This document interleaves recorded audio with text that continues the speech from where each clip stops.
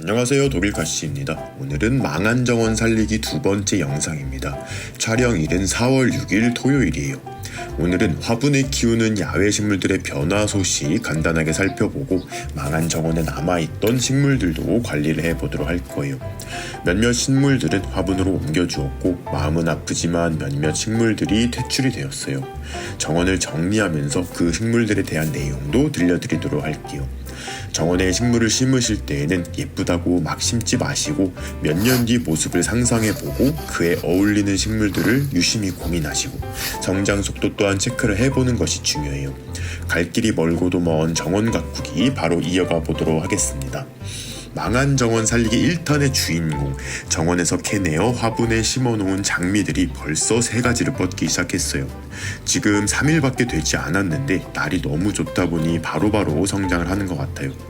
특히 답이 안 나오던 대왕장미 같은 경우 화분으로 옮기고도 걱정을 많이 했었는데 큰 무리 없이 잘 적응을 하고 있습니다. 굵은 가지 4개를 남겨놓고 모두 잘라주었었는데 오늘은 이 남은 가지들이 너무 벌어져 있는 것 같아서 케이블 타이로 살짝 모아 묶어주었습니다. 이 상태에서 윗부분이 풍성해지면 정말 예쁠 것 같아요. 날씨가 많이 따뜻해져서 애니시다와 무늬삼색 부겐베리아도 오늘 야외로 나왔어요. 애니시다는 올해도 수영이 영광입니다. 온실에서 월동을 마친 상태인데 겨우내 온실한 온도가 너무 높았어서인지 많이 우쭐한 모습을 보이고 있어요.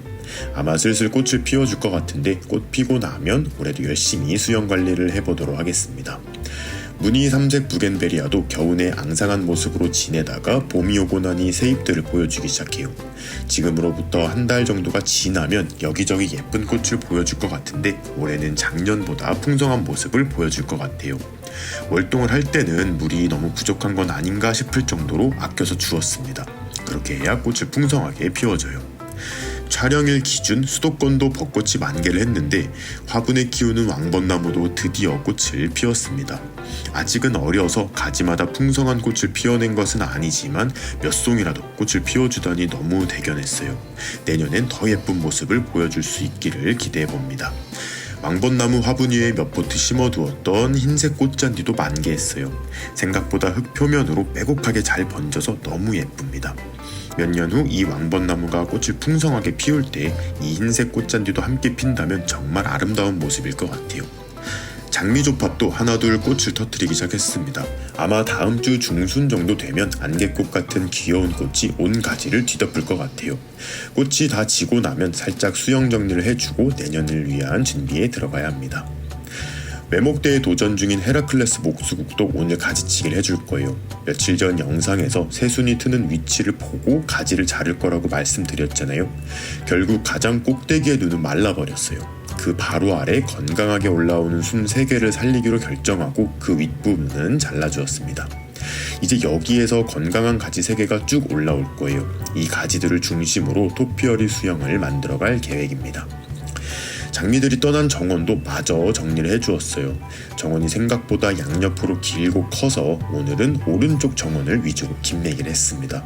정원을 가꾸는 데 있어 가장 힘든 부분이 바로 풀 관리인데 이건 사실 부지런히 뽑아주는 것 말고는 큰 대안이 없는 것 같아요. 그렇게 잡초들을 뽑아주고 울퉁불퉁해진 흙 표면만 정리했는데도 엄청 깔끔해졌어요. 정원 여기저기에는 백합, 수선화, 금낭화 등 구근 식물이 역시 많은데 수선화와 금낭화는 이미 대부분의 성장을 마치고 꽃을 피울 준비까지 하고 있어요. 이 식물들은 꽃을 다 본 후 화분화를 해서 계속 키워가도록 할 거고요. 백합들은 이제 싹을 올리기 시작했기 때문에 옮겨 심기가 가능할 것 같아요. 백합의 경우 전국 노지 활동이 가능해서 정원식물로 사랑을 많이 받는 식물인데 한 자리에서 3년 이상을 키우게 되면 구근의 세력이 약해지면서 서서히 소멸하기 시작합니다. 때문에 3년에 한 번 정도는 구근을 캐내어 분주를 하고 다시 심어주는 것이 좋아요. 백합 역시 화분에 재배를 해볼 건데 정원에 백합 구근을 심을 경우에는 구근의 3배 깊이로 깊게 심는데 화분에 심을 경우에는 구근의 2배 높이 정도만 심어줘도 괜찮아요. 대부분의 구근 상태가 너무 좋아서 큰 문제 없이 올해 꽃도 보여줄 것 같습니다. 생각보다 화분에서도 건강하고 예쁘게 꽃을 피우는 식물이다 보니 기대가 커요. 정원 중간에 떡하니 자리 잡은 회양목도 화분화를 하기로 결정하였습니다.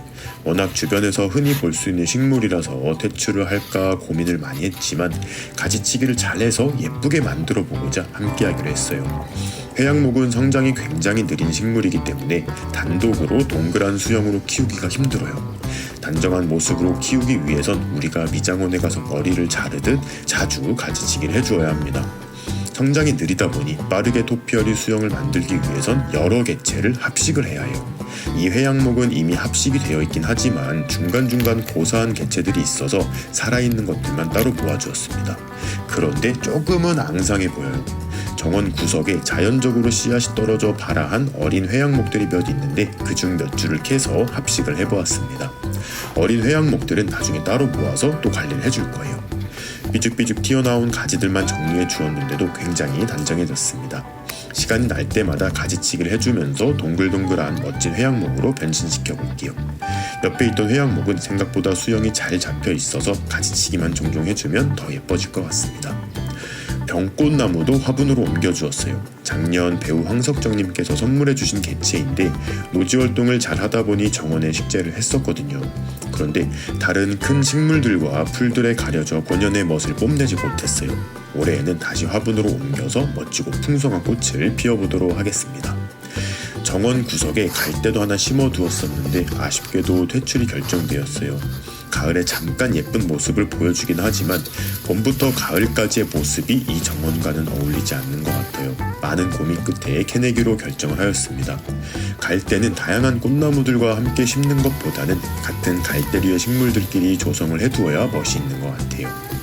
이 식물은 유카입니다. 유카는 전국 노지 활동이 가능하고 여름부터 가을까지 예쁘고 큰 꽃을 피워주긴 하는데 사방으로 잎이 뻗어 자라서 정원의 공간도 많이 차지하고 개인적으로 저와 돼지아빠님의 식물 취향과는 거리가 있다 보니 신경을 잘 안 쓰게 되더라고요.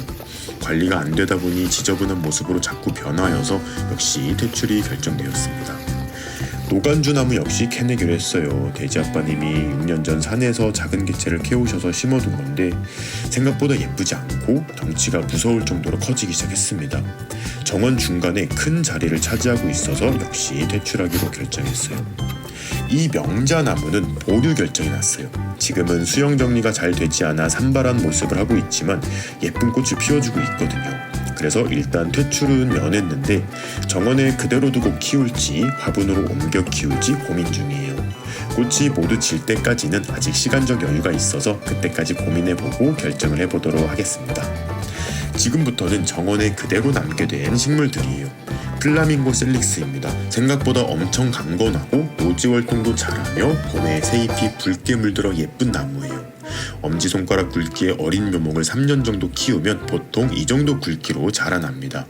이른 봄 가지치기를 싹 해주었는데 이제 새순들이 올라오기 시작했어요. 아직 빨갛게 물든 잎을 보여주진 않고 있는데 서서히 봄 햇빛을 많이 받게 되면 물이 들어갈 거예요. 윗부분 동그란 토피어리 부분이 너무 커 비율이 살짝 안 맞는 느낌도 살짝 있습니다. 그래서 내년 봄에는 조금 더 묵은 가지들의 길이를 짧게 해서 수영을 다듬어 보려고 해요. 라일락도 정원에 남겨두기로 했습니다. 라일락의 경우 작년 수영 정리를 대대적으로 해준 상태여서 깔끔한 모습을 보여주고 있고 현재 꽃까지 피워주기 시작했어요. 라일락은 나이가 먹으면 땅 아래에서 새로운 가지들을 잘 올려줍니다. 깔끔한 스탠다드 수영으로 키우시려면 봄마다 아래에서 올라오는 가지들을 잘라주면 되고 풍성한 다간형으로 키우려면 이 어린 가지들을 잘 키우시면 됩니다. 다간형으로 자란 라일락의 경우 뿌리 찢기로도 번식이 가능해요. 화분에 키우는 이 라일락들이 작년 봄 정원에서 캐내어 뿌리 찢기를 해둔 거거든요. 작년 한 해 동안 화분에 무사히 적응을 해서 올해 바로 꽃까지 피워주고 있습니다. 진달래도 정원에 그대로 남겨두기로 했어요. 역시 돼지아빠님이 5년 전 산에서 진달래 하나를 캐다 심어 놓으신 건데 매년 예쁜 꽃을 풍성하게 피워주고 있습니다. 생각보다 강건해서 척박한 토양에서도 잘 살아가는 식물이에요. 정원에 남겨두기로 결정한 만큼 수영만 살짝 정리해 주었습니다. 굵은 가지 하나가 삐쭉 튀어나와 있는데 이 가지를 잘라내고 아래에서 올라오는 새 줄기들 키워서 다간형으로 키워갈 계획이에요. 정원의 울타리 역할을 담당하는 영산홍도 그대로 함께하기로 했어요. 다만 영산홍들도 2년 가까이 수영 정리를 못해주다 보니 가지들이 들쭉날쭉해요. 지금은 이미 꽃봉오리들을 다 물고 있기 때문에 꽃을 볼 때까지는 그대로 둘 계획이고, 꽃이 다 지고 나면 바로 강전정을 해서 키를 잘 맞춰주도록 하겠습니다. 오늘도 열심히 정원을 살려가는 과정을 담아보았는데 재미있게 보셨을지 모르겠어요. 정원의 반이 정리되었고 이 자리에는 이제 수국들이 자리를 잡게 될 거예요. 그 모습을 보여드릴 수 있을 것 같은데 조금만 더 기다려주세요. 오늘의 영상은 여기에서 마무리하도록 하겠습니다. 그럼 오늘도 재미있게 보셨거나 도움이 되셨다면 구독과 좋아요 그리고 알림 버튼까지 눌러주시면 감사하겠습니다. 뿅.